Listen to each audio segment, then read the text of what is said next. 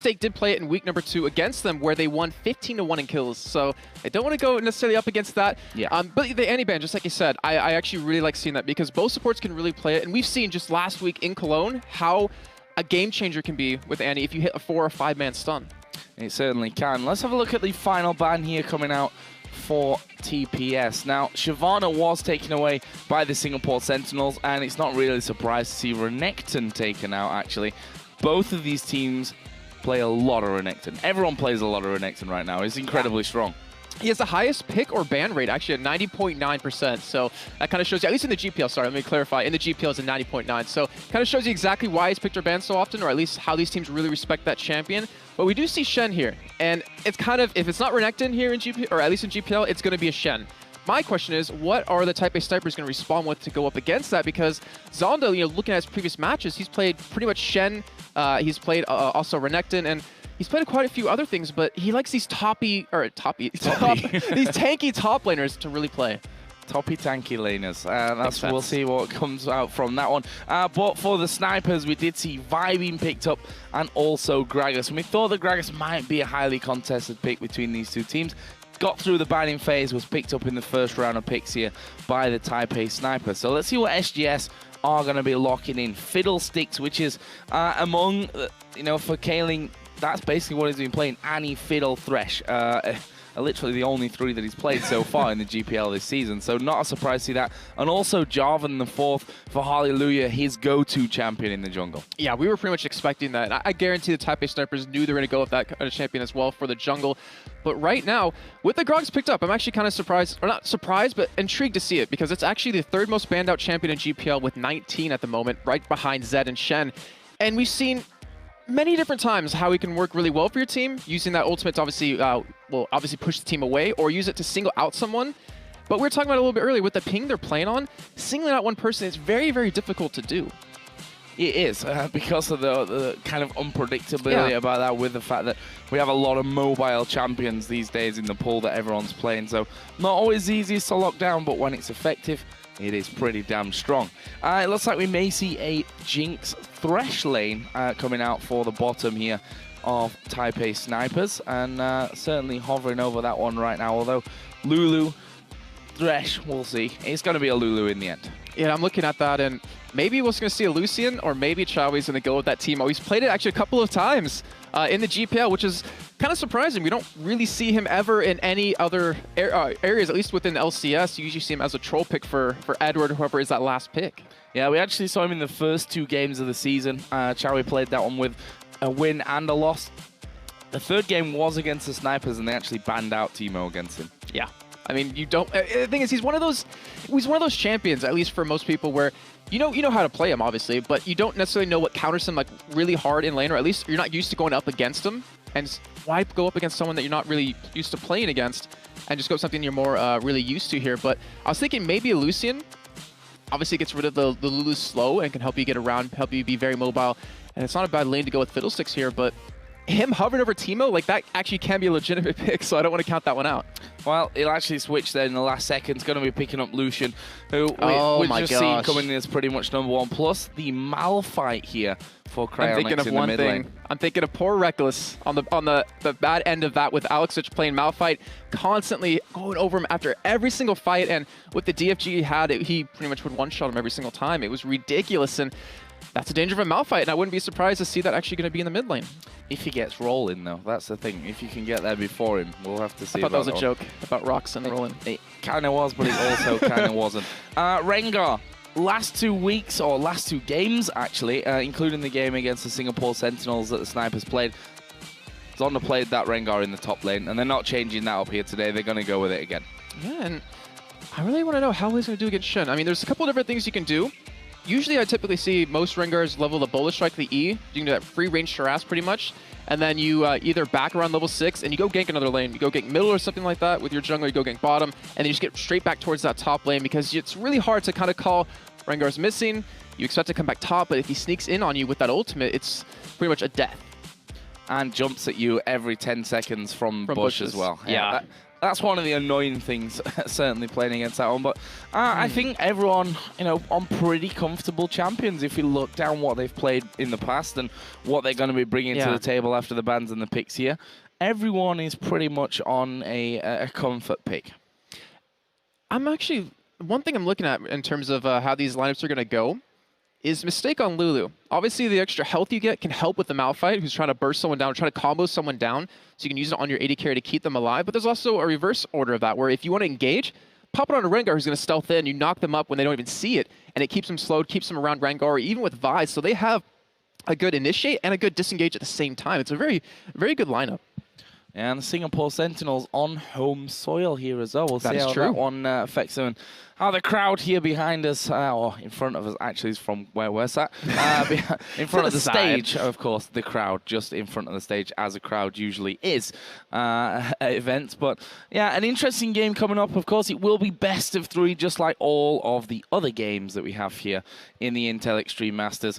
And honestly, not 100% sure which way this one's going to go. The fact is, as I said before, that they are currently tied 1-1 in the GPL standings, although TPS are the team that are doing better overall. Just 2 losses they've got to their name this season. Yeah, it's definitely one of those matchups where you look at it, and any given day, any team or any one of these 2 teams can win it. I said to you, I think it comes down to the bans coming into this game, who gets more of the comfort picks. And right now, I'm actually leaning in favor of SGS just because of that Malphite pick alone. It gives you that strong initiate. You follow it up with the Fiddlesticks.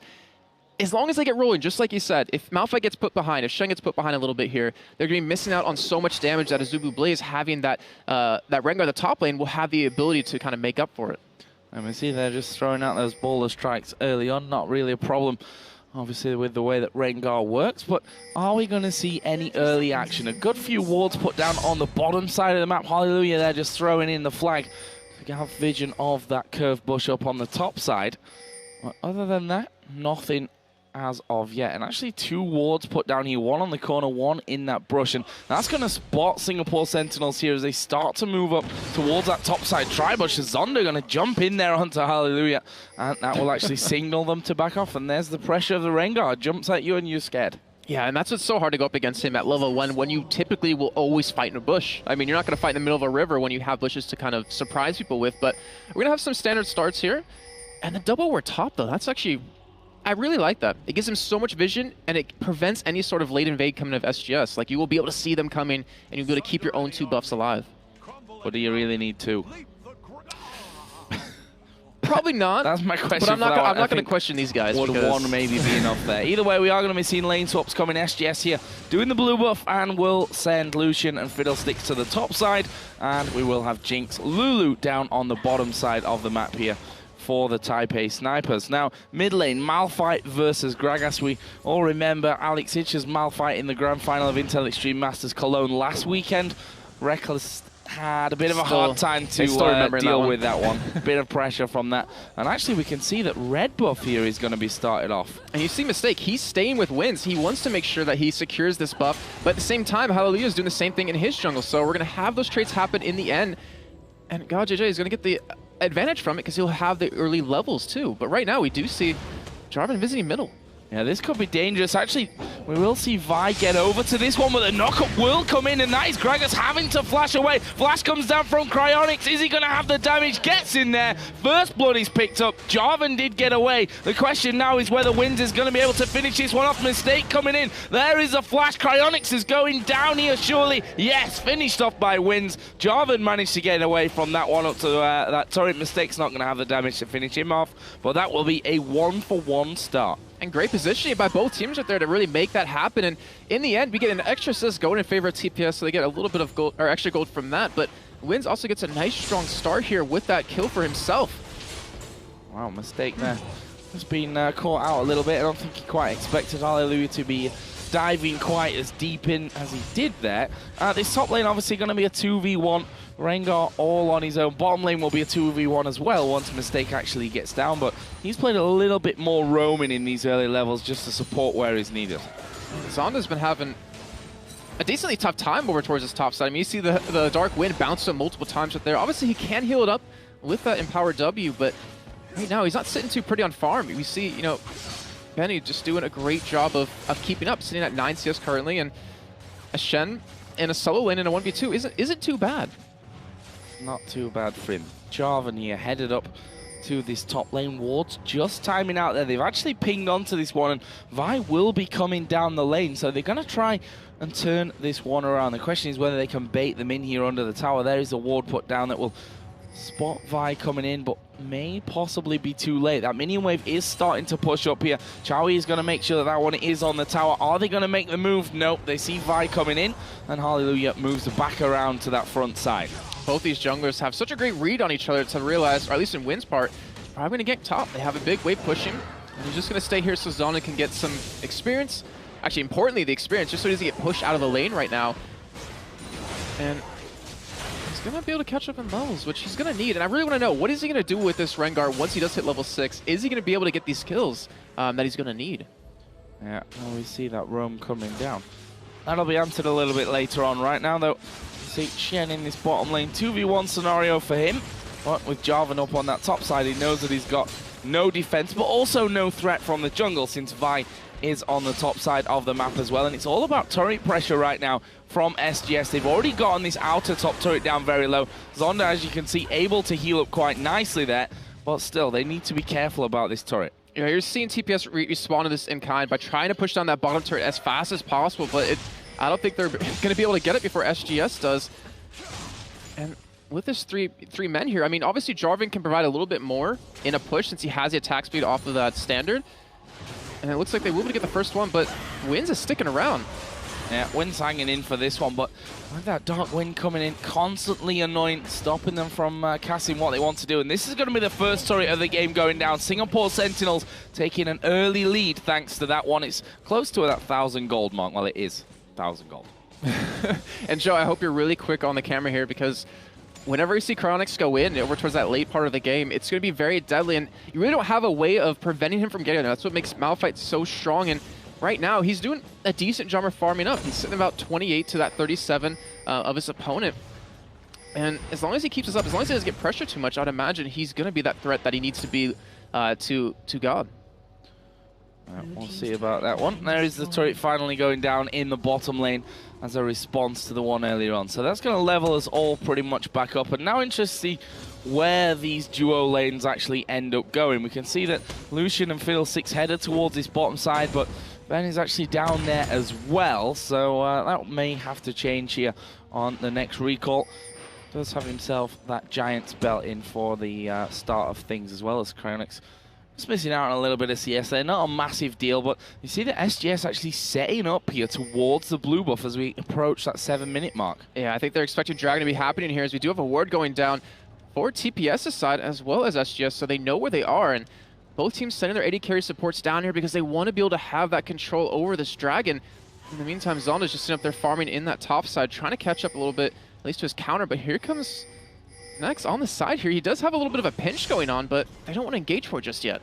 Now, Hallelujah playing great positioning here, not really committing to one side or the other, waiting for the rest of the SGS team to get in. You can see that pink ward going to clear out all the vision, and they may just have to give this one away, and they will give this one away. That is going to go over to Cryonics on Malphite. Now the race becomes whether Hallelujah can get over to his blue buff, secure that one before Vi and Gragas get involved over that side. Well, you saw right there, just the pressure that Cryonics can apply by being near that blue buff. That ultimate, it's so hard to go up against. It's so hard to dodge with the flash, but TPS, they're trying to respond. They're trying to go for it, but I'm not sure if they can make it happen. Well, with Zonda over towards that top side heading down, it looks like they're going to be able to lock it down here. And so overall, just going to have a blue trade to both teams. Yeah, really nice response there from the Taipei snipers to make sure that they don't fall behind in terms of buffs. And of course, we do have Gragas in the lead in that lane. Certainly in terms of the CS, that kill did come down a little bit earlier on for Cryonics on Malphite. Between the AD carries, a 10 CS lead for Lucian, working his way up towards that Trinity Force. Got the Phage in there already, and a BF sword to start for Jinx. And I want to see, Jinx should be able to do quite a bit of damage here when we do have a fight break out, but this pink ward battle that's kind of developing over towards Dragon shows that SGS wants to maintain vision control, as TPS just invested 3 wards over towards that top side to secure that blue buff, but now Hallelujah is just going to push bottom here. So he went top, pushed a little bit earlier. Now he's just sticking with Chowie, trying to make sure that he doesn't get ganked at all. Yeah, pretty low on farm, Hallelujah, but that is the fact that he has been away for so long. We can see there the missing pings going down on middle. That's because Cryonics is currently doing his wraiths as well, just trying to top up that farm that he fell behind against the Gragas, as you would naturally expect, but he's going to have a nice wave push against him. Got that blue buff in there as well, so he should be pretty safe on that front. Top lane now, Rengar versus Shen. They're at that stage where they're just going to be bashing heads, but unless something goes wrong for one of them, we shouldn't see a kill coming in.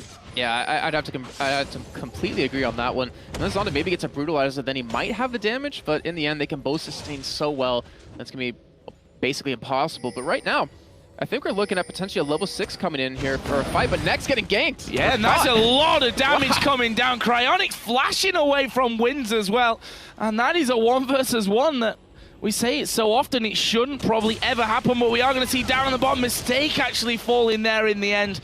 And that was a little bit of a sad affair of things. He couldn't quite get in there for the save, couldn't get back to the safety of his tower. And that is 2 quick kills actually coming out for SGS. Yeah, very fast. And with the pressure that Cryonics just applied middle, it forced Wins to go up towards that middle side to help him out, which gave them a 3-2 advantage in bottom. But they're not able to capitalize off Dragon for it. But we did see Shen actually use his ultimate in the middle of that fight. Yeah. But he didn't actually get transported down, so he was able to counter. We do have Super Mega Death Rocket coming in.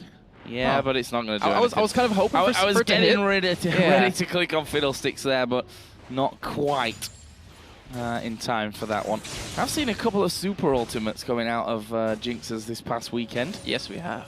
Some really nice ones. Game number 1 or game number 2 of the amateur tournament that was really impressive, right from the spawn, basically, up to the top lane on the enemy side of the map. So certainly some potential for some showmanship with that ultimate out of Jinx. Right now, Hallelujah and Kaling are both waiting around this bottom side of the mid lane. We'll see if they get involved with that one with Unstoppable Force coming off cooldown in just a second. And the fact is, Cryonics had his blue buff refresh with that kill as well. It was a double win for him. And we've seen how strong Malphites can be just this last weekend in Cologne. And he's at that point where he can really kind of carry it over. He's catching up in CS to Next.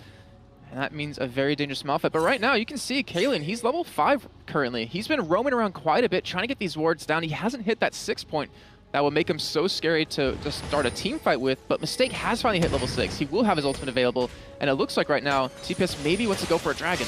He's in a little bit of danger. He is caught out completely. We are going to see the Assault and Battery comes down. That is a kill for Wins. There is the Wild Growth onto him as well. Hallelujah now falling very, very low. That's 2 kills. The question now is whether Chowie can actually get away from this one. Mistake able to get in the slows. There is a Super Mega Death Rocket to finish off. A double kill coming in for God JJ. And that is the turnaround that the Taipei snipers were looking for.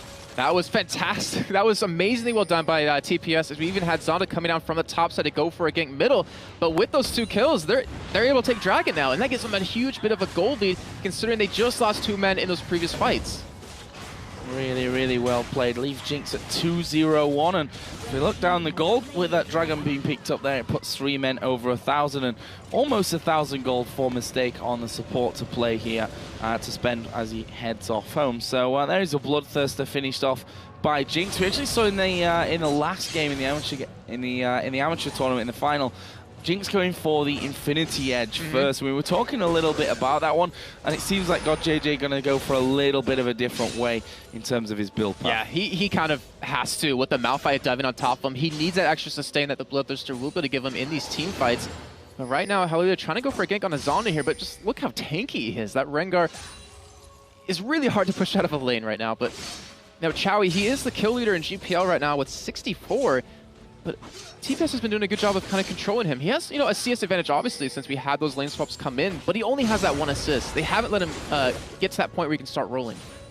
I saw Hallelujah actually just backing away from that one, knowing that probably not going to have the opportunity to lock down a Rengar, who's, as you said, incredibly beefy at this point. Got that cowl in there as well. A few wards started to come out here as well from TPS. The Sightstone now done for Mistake, and that should help them with this tower down to really put force some pressure on the enemy jungle. Yeah, and the easiest way to tell what a team's going to do is by their wards, and you pointed out perfectly. With those 4 down towards the bottom side, they want to make sure to kind of push this bottom part out while leaving, you know, Zonda top lane to kind of just split push by himself so he can actually surpass Shen in farm, but they're still playing very cautious right now, and SGS has been doing a good job of making sure they secure their own buffs, and they've been sending multiple people over there just to make it happen.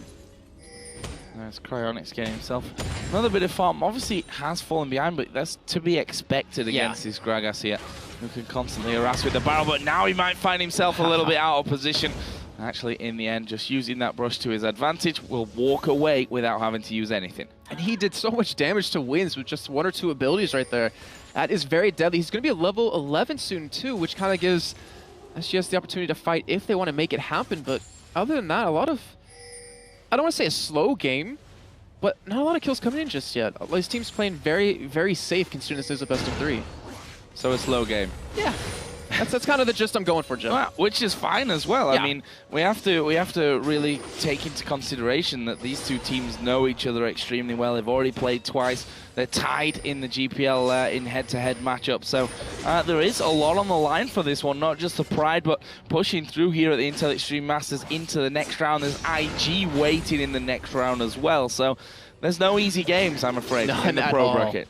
Really none at all. And all these teams definitely fighting for it. We do see over towards the bottom, Wins is trying to make something happen. As you do see, GaJaJ, he's freezing the lane. He wants to make sure to strangle Chowie of any sort of income. Because right now, there's only a limited amount of gold you can have on the map at once, which it's forcing SGS to allow Chowie to take away all the jungle camps, which is putting Hallelujah behind, which you can see reflected in the CS. So they're really strangleholding them without actually pushing too much. It's just kind of waiting them out and making sure that they can't farm these lanes. And that was Wins a mistake, just coming up towards that mid lane, but as soon as they do, they're spotted, they back straight away. We can see, I mean, Shen in this top lane, he's been pretty much pressured onto his turret this entire time, and considering that, he's actually ahead over Zonda, which is pretty incredible stuff. Means that he's been doing a great job under the turret there with the pressure on him. Yeah, he's been doing fantastic. In the meantime, you do see a 3-man push on the middle here, and it looks like Hallelujah wants to push them away. We do have Wins on the sideline to make some sort of counter happen, but you know, it comes down to, with both these top laners just farming away, who is going to be more effective in these fights? And Zonda, I kind of see as being the man to do that, because if he can get on top of Chowie, who's currently level 9 right now, he can provide so much damage they could possibly burst him down, or at least get him to that point where a Gragas barrel would clean him up, and that would give TPS a huge advantage in these fights. Well, the pressure still remains here in this mid lane. Of course, Shen can join the party, but Jinx is down in the bottom lane. Rengar up at the top. Of course, no teleport across them, as there is the unstoppable force. They're going to chain everything together. They take down Gragas. There is Wins coming around. Super Mega Death Rocket did come in, but SGS not really losing health from this one. They're going to pick up all 3 kills. It was Kaelin that was tanking up the turret. There are actually no minions there, so Hallelujah has to desperately get away, but they should have the turret here, plus those 3 kills. That switch, just to say go, just push it all in, and they went with that Jarvan Malphite combo to keep them in the air the entire time. Very well done. And considering SGS was kind of on the back foot when Chowie was getting limited on farm, they decided to group middle and just push. And when you have GaJaJ bottom farming up himself, it gives you an easy team fight, and they took advantage of that completely. Zonda, in the meantime, did bring something back here, though, for the snipers, taking down that outer top lane turret.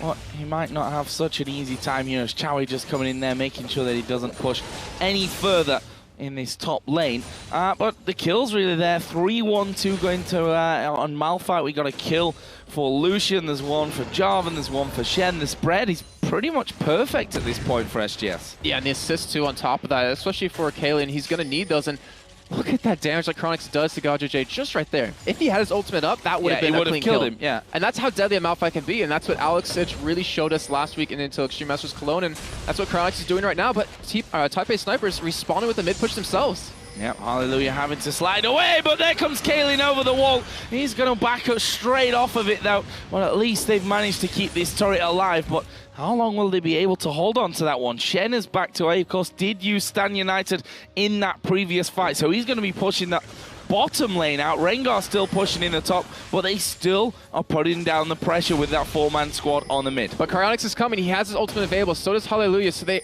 forced Taipei Snipers to back away here. They would have had the exact same combo they pulled off earlier on, and this time TPS being a little bit wiser, not letting that one happen, but they're going to be able to take away a blue buff here, it looks like.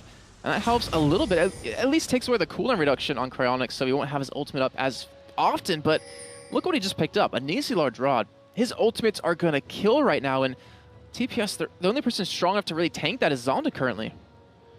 They're playing a bit of a sneaky game here at Dragon, which actually might mean that rather than taking a Dragon outright without having to fight for it whatsoever, that they're now going to actually have to fight for that Dragon, which might not be a bad thing either. They are... they've been picking up the kills. They're technically behind in gold right now. Mistake is going to get caught out. There is a Cataclysm coming down. The Culling will come in as well. Zonda diving right into the middle, and Kaelin will go down. Unstoppable Force was used at the back there, but Zonda so healthy, just hammering away on Chowie. Hallelujah going low. Chowie will flash away, but Zonda flashes right on top of him here. They decide, let's pick a different target. Hallelujah will be the choice. He should go down from this one. God, JJ did just pick that one up there, and that will be 2 men down for 1, and that will mean a Dragon for the Snipers. And TPS, I mean, considering they were bottlenecked over towards blue, they were able to spread out quick enough that Chronix had to choose only one target. He hit Gragas, and that's not the man I guess he was necessarily going for, because he was able to escape his life. GodJJ was able to do all the damage he did. He's now 3-0-2, and TPS, with just that play alone, gets such a huge advantage in this game. And that blue buff going to be going over towards next here as well. Always a bonus on that front. And look at Jinx now. We were talking about Lucian earlier on, and it started off nicely, but Jinx 3-0-2, 1,800 gold to spend with already that Bloodthirster done from earlier on. The top laners all starting to get a lot more beefy as well. Zonda got the pretty much full workings here off that Sunfire cape, and that's the annoyance of the Rengar. Yeah, he wasn't even trying to fight him. He just wanted to get the full minion wave, and he was able to get it. And it still comes down to later on, what team benefits more from their top laner getting all this farm and being left alone? And Zonda kind of proved in that last fight alone that he's kind of outscaling, funny enough, a Shen. He was able to push away Chowie throughout the entire fight. He was able to zone them just by him standing there, and it helped win in the fight. So, barrels being thrown out, and Snipers still didn't quite take that tower down. Got 380 health, let's call it. At this stage, we do have Unstoppable Force back off cooldown, and GodJJ and Mistake still have to be extremely careful about that one, about whether the Malphite can actually get in there. We can see that Vi headed over towards the side now. This could be bad news. Shen at level 13, the slow comes in, actually manages to dodge away from Winds, and that should get him back out to safety. That was a nice dodge, even whilst being slowed, probably the hardest ones to dodge. But the problem is that Snipers have got this wave pushing and might be able to have this top turret. And SGS, they didn't have the wards in their own jungle to actually transition from middle towards that top lane quick enough. So TPS is going to get some good damage on set. They're going to rotate, it looks like, back over to middle, and that will be a guaranteed turret. And I guess that's kind of their game plan. They don't want to go up against SGS under a turret like that. When you have a Malphite, they just want to rotate, force you to rotate with them, and then just pick them off one by one, at least the turrets. Well, waves cleared out. Rest of the team moving in. Well, SGS have already moved across that side as well. We saw there the zap onto Cryonics, already doing quite a lot of damage. Picked up the workings of that Phantom Dancer here. Has GodJJ. Once that comes in, he's going to be ripping chunks out of them when it comes to the fights. Oh yeah, he's definitely going to be hurting quite a bit, and it's pretty much Cryonics' job to hit him with that ultimate, and then you have to have Hallelujah follow up with that, maybe even get a Shenton across it. The thing is, like, they don't have a lot of damage. It's kind of just like a one-trick pony where Cryonics, it's just dependent on his ultimate alone. If he hits a good one, they can win the fights. If he kind of whiffs it a little bit, then TPS can kind of sustain it and just out-damage it over time. So that turret finally dies. It's taken a while here, probably about 5.5, 6 minutes since that turret was actually first knocked low. What is the next move? Ooh, DFG. For the Snipers?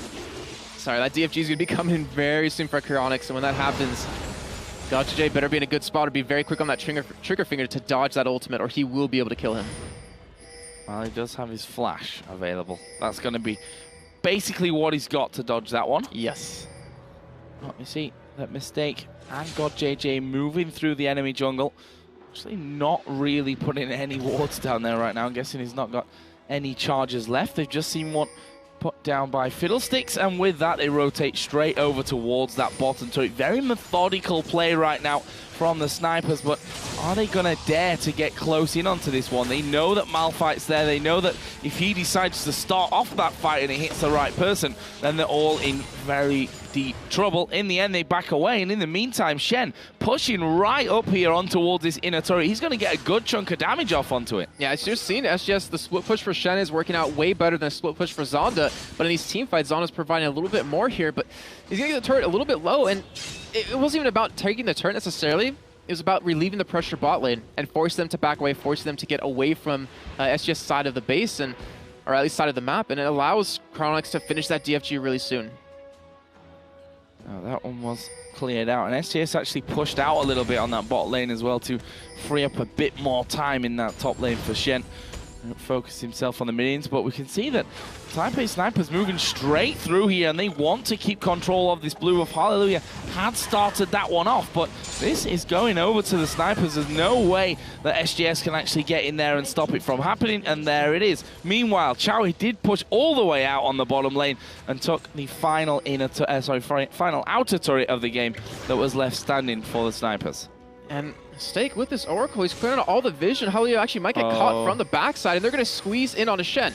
Yeah, Shen's in all kinds of trouble now, really getting caught from now. And actually, we'll use a flash, but Assault and Battery comes in. The Chompers lock him up. There is unstoppable force, and God JJ goes very, very low. That might actually be big danger for him. Fiddle in there as well. Zonda going to get exhausted, and now they're going to have to turn and run away from this one. But can they make it? Ben, he's very low. Actually gets the shield in there, and he's still alive at the back. Zonda's taken so much damage just from that one as he tries to lock down the Shen. He's going to fall, which will be a double kill for Cryonics, and that's 3 men down. They're healthy. Are they thinking about Baron here? Oh, he's dead. No, Baron switches target there. Only needed one more. I thought they were going to go straight in for that one, but actually Chowie, he's looking for more kills. Mistake's got no mana left, but he'll be able to walk away from that one. And the same fact that Nex is already way on his way to that inner turret in mid. No Baron attempt. Almost took down Kaylin there, which was very, very close. But either way, a nice fight won. And for what looked like Shen being caught out. Rocket! Position. I didn't even see it coming. Oh, wow. That was... Nice shot. Nice shot by Jinx right there. But yeah, that fight alone. I kept talking about the Malphite ultimate. If he gets a good one off, it's going to win him a fight. And he hit 4 people with it. And from that, from the slow I believe he got on a God JJ, it forced him to miss the flash over the wall. It forced him to not get to that safety. Then you had Hallelujah follow up with the knock-up on his own and the Cataclysm, and that just caught them off guard, gave him a huge amount of kills here, and gave him a little bit more of control this game. But in the meantime, Dragon's being done by TPS. They have the timer on it, and they're able to lock that one down. Yeah, almost a 3,000 gold lead that they hold at this point. Definitely in the upper hand when it comes to war. They got a couple of deep ones here on the enemy blue buff, and also on their side, on the enemy side of the Dragon from their point of view. And Zonda continues to farm his way through some Fire Cape, Spirit Visage in there as well. He's got almost 1,000 gold to be spending, as has got JJ. He's got 1,600 right now that he can go back home and pick up. We'll see what he goes for next with that Jinx that's currently sat at 4-1-2. Yeah, he's doing very well in this game right now, and both these teams, they're really trying to fight for vision advantage, really trying to fight for that control around this Baron pit, because they realize, at least for TPS, if they walk into a bush against SGS without it being warded, that Malphite ultimate will come out and they will burst someone down very quickly with many different ways they can do that. But for SGS, they just want to be able to control their own side of the jungle, because they've had such a hard time this entire game with it. They haven't had very many wards past this halfway point throughout these 27.5 minutes. A recall coming in here as well for the Snipers. They want to make sure that they get as much in there as they can. We can see the cowl now being picked up, and that is pretty much guaranteed going to be the Banshee's Veil. Yep. That's opportunity for, you know, to cancel out the unstoppable force of Cryonics is worth its weight in, well, probably double its gold at this point in the game. Yeah, and it's kind of hard for SGS to pop that one too. I mean, you obviously have the Domestican Standard coming out of Jarvan. You have the Dark Wind out of Fiddlesticks. That's very difficult to see, as we do have Taipei Snipers going in here. They want to commit. Yeah, they're going to go in towards Cryonics, and he was thinking about it there. Do I just all in on this one and put down the unstoppable force, or do I try and get away from it? In the end, they decide not to back on through, probably with the positioning of Chowie, who was knocked away with the Gragas ultimate rather than anything else. And you saw right there, though, but the downside to an AP Malphite, he is super swishy. He almost got blown up quickly by the entirety of TPS, and that's why he's kind of a one-trick pony that he needs to be able to okay, he needs to have SGS be the ones to engage. He cannot let Taipei Snipers do it, or they're going to get in a really tough position. And I wonder what he's going to be building into next. It looks like maybe a Void Staff here, since there's a lot of MR being built up on the side of Taipei Snipers. Mistake does have another Oracle. And SGS, it looks like they want to go for a little bit of a push here, and they will see Zonda top lane, so they will have that man advantage they had earlier on when they fought middle. Yeah, a lot of armor coming in here as well from SGS on both Shen and Jarvan.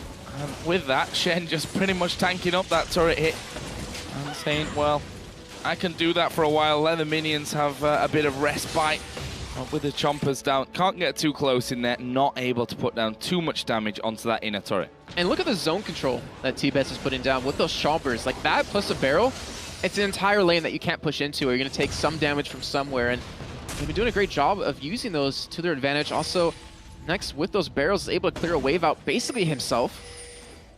And SGS side, they can't really siege a turret. I mean, they just can't. They don't really have a long enough range to make it happen, but they can dive under a turret if they need to, especially with how tanky Shen is. Yep, he's headed back towards top to push that lane out once again. And we did see a little bit of action around Baron earlier, but that was really the kind of lingering process of that last team fight that happened. And up until now, no team making any kind of commitment over to that one, but we see Zonda here coming in. He's going to put down the baller strike. Didn't really do a lot there, to be honest. The Shen is going to jump in, using those brushes nicely, but is he going to be able to lock him down? Not sure that he is. I think he realized that himself, and he's like, well, I'll just be happy to get the farm then. Or not, because Jinx will steal it. So all that work for nothing for him. But not a lot of vision now for TPS side. You pointed out that Baron, little bit of a contesting that we have, but it's been a really calm sense. That's just it. They're finally making the move. They're trying to clear out the vision inside of that pit, but you can see Fiddlesticks does not want to get caught here. It looks like he might be able to get. Oh, Hallelujah actually getting knocked up, but here comes the Stan United. They're diving in at this one. God, JJ goes incredibly low. They've already blown up Lulu. Finally, Malphite goes down. Benny's right at the front. The rest of the team need to get around to this one. Chowie finally comes in. They switch positioning on towards him. He's already used the barrier as a super mega death rocket comes out as well. Shen is finally getting low in this fight. Next will pick up that one, and Zonda is continuing to do a lot of damage on the front line. It will end up being a double for Nex, and only 2 men survived from SGS. And great positioning by GodJJ yet again to stay away from that Malphite, to not get caught too low. And with that Cal, it's definitely helping out with that magic resist. They're going to be able to get turret off of this, and they have potentially enough time to take an inhibitor turret, but do they want to go for it? Should they back away, go for Baron instead? And it looks like that's exactly what they're going to do. Well, with Vi and Lulu coming back into this one, they should be headed straight towards Baron. Cryonics is 4 seconds out, but that should be down before he even gets close to this one. All of them pretty healthy from this one. Only really Zonda down to half, but he'll be fine and back up there in just a couple of moments. The Baron already down to less than half HP. Fiddlesticks and Jarvan on their way through, but already 1,000 health is what's left. And Hallelujah stood on the chompers. That's bad news. Horrible ulti comes out from Nex there. Didn't hit anyone, but Fiddlesticks is pretty much running against the clock from this one. He's going to go down. We didn't see more to the point. Cryonics using his unstoppable force to one-shot Lulu. And that TFG mistake can't survive against that one. He does have his ultimate still available as well as the flash, but he's going to save it for next time. And it looks like TPS is going to continue to push here without Kaling having that ultimate, having that fear and silence here in these fights. They're not too scared of it. Not to mention Cryonics, with that ultimate not available, they're not afraid to siege some turrets down, and they're going for it.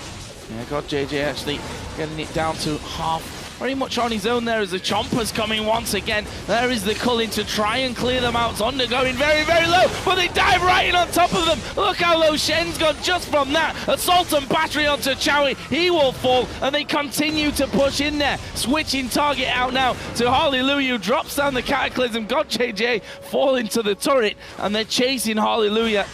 Oh, that was really close to interrupting the slide over, but Hallelujah is still running here, but not for long. Bit overkill there maybe from Next, but it gets the job done either way.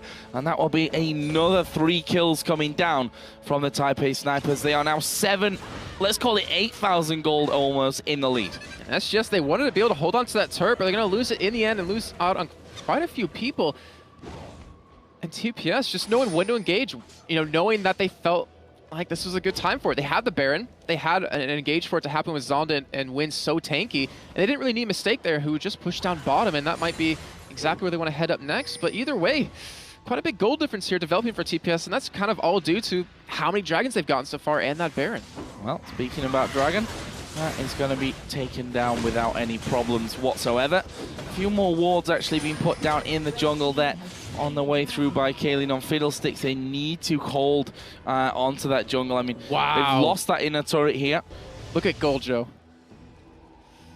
Oh, I'm sorry. Next was sitting on 5,000 gold. Sorry about that. I was just looking at it. I was like, he hasn't bought in a long time, but he spent 4,000 of it, and he has a Void Staff, the Death Cap, Fiends and Holy Grail, and almost a Zhonya's. If he wasn't hurting before, I don't want to see what he's going to do now. Hurting times 2. or 3 maybe even after spending that much. Zonda as well, we saw in that last fight that you can get him low, but he regens it so quickly that it's hard to actually do anything against him. And the fact that he can pin down and do a lot of damage on his way through to those single targets is really bad news. You see that pretty much the entire team coming towards that top inner turret, but the rest of the snipers are pushing down towards the bottom inner turret. They're going to be able to tank this one up. Are they going to get in there for Chowie? No, they're not. He's recall way in time for that one. So they're basically going to split the team up. 3 of them going to have to go, 4 of them even going to have to go down and defend that inner turret on the bottom lane. Shen going to try and hold off Rengar at the top. Yeah, Zonda was able to just pull away 3-4 members by himself while the rest of TPS just kind of set up towards bottom. They have some wards down. They see where everyone is going, and right now, Cryonics is trying to come in from the backside, but Zonda doing work top lane. Yep, getting that one down, and that's probably not going to be stopping here either, you know. I mean, Ben able to do a little bit of damage back into him, but we'll see here in just a second once he hits 5 stacks as he heals it pretty much all back up without any problem. I'm going to concentrate on this bottom lane then, because that's where the rest of the teams are all lining up. We can see Jinx just trying to zap as much health away as possible. We've got Gragas barrels to roll in there for things as well. Meanwhile, we are seeing Zonda hammering on the turret, and look how Shen low it is. Just doesn't have enough damage to stop him. Yeah, look how low it is, and the Baron regen plus the heal from his W is just kind of keeping him there the entire time, and that turret's going to fall very shortly. Yeah, again, just healing up completely. Going to stack up those 5 points and do exactly the same over and over and over. God JJ now has that Banshee's Veil in there as well, so that limits what Cryonics can do. They have to get rid of that Banshee's Veil before he goes in for it. Yeah, and as we were saying before, there's very few ways for SGS to really make that happen, and LJJ all minus 1 time, as you see right there, the attempt for it. Yeah. All but 1 time, he's had amazing positioning in these fights, and with that Banshee's Veil, it makes it even harder for that to happen, or for him to kind of be in a bad spot. But TPS, they're not even looking for a fight. They're just committing to this split push kind of strategy. And Zonda, he just can't be pushed out by Shen. He has too much health. He regens way too much of it, as you're saying before, with that Spirit Visage. And even in a team fight, you have to commit an Ignite to him if you want to be able to kill him. And you only have 2 of them, and one of them has to go to God JJ. And especially now that he's got that blue buff in there, those cooldowns are going to be coming in quicker. That means that he's stacking up his points a lot faster. And you see that he's already going in for this one. Heals himself back up to half, but the rest of the team now coming around. He did, in fact, get taunted there. He's got his ultimate available. There is the stealth up. Where's he going to go? Hallelujah chasing him round, and he's going to escape this one. Hallelujah's not going to get anywhere close to him. He's even cheeky enough to turn around and get the slow in. And just that pressure, just pulling the entire team off, opens up finally that bottom inner turret. Yeah, I mean, who does SGS send to stop Zonda?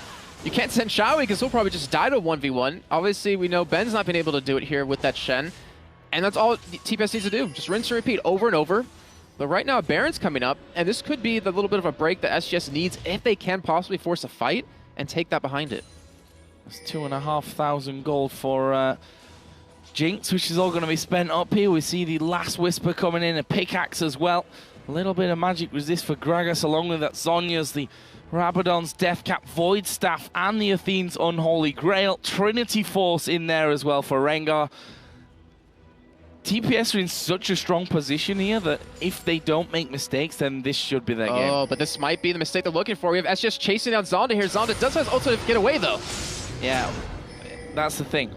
Like, how much of a mistake really is that? Pulls the entire team in, turns around, goes on to Chowie, who loses almost instantly half of his HP. And look at this, Cryonics coming around the side. This may be the thing to stop it all going off, but is it going to be enough damage? Wins does die as we see Fiddlesticks jump in there. Kill for kill right now, but there are the Chompers. That's going to stop a lot of them. Cryonics goes down. God JJ getting that speed boost is absolutely destroying them here. Can he get Hallelujah? That's his target. He will not quite get it. The flash came in. Ben is going to fall. Wow, Zap not connecting either, but they went all so very, very low. Ben is still somehow alive.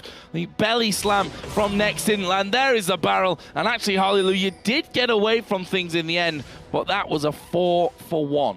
And with these death timers, Joe, TPS can just constantly push here. I mean, 30 seconds on a couple of members here. They already have the top inhibitor turned very low, and they're going to take down with an inhibitor behind it. They might be able to just finish this one.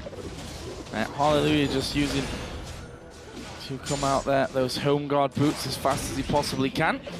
And yeah, Zonda just putting down the pressure. They all run away. When that bowler strike comes out, I say run away. It's more of a slow walk away from things.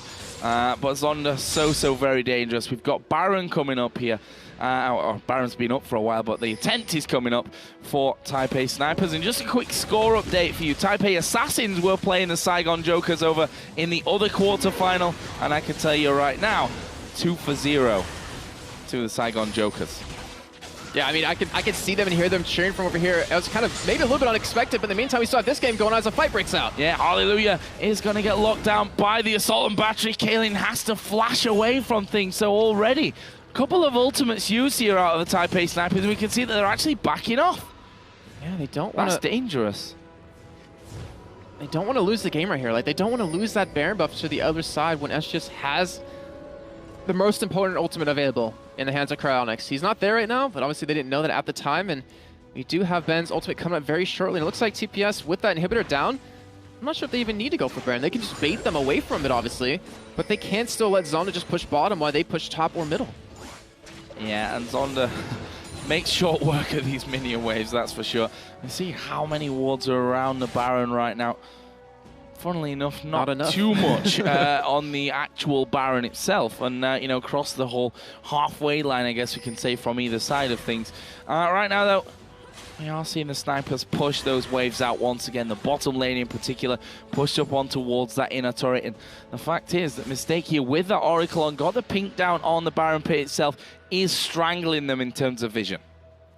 He's doing a great job of that, especially trying to clear out everything as possible. He's being really brave too, checking a lot of bushes that didn't have warded just yet, but Zonda, he's still bottom, he's still pushing while the rest of TPS still just trying to bait someone from SGS out here. And right now, SGS has to make a decision. Do they want to go for the fight? Or do they want to go back and let Baron get go free to TPS? They need to stop Zonda somehow, and he's on the inhibitor turret already. Yeah.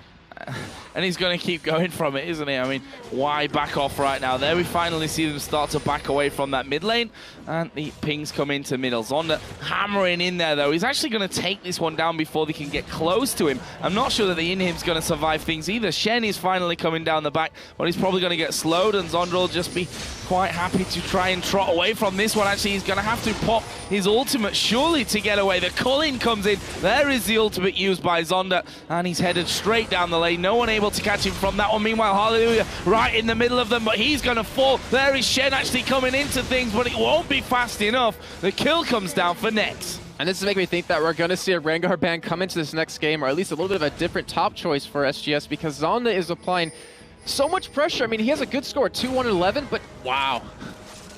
Fiddlesticks might go down here. Yeah, he's dead.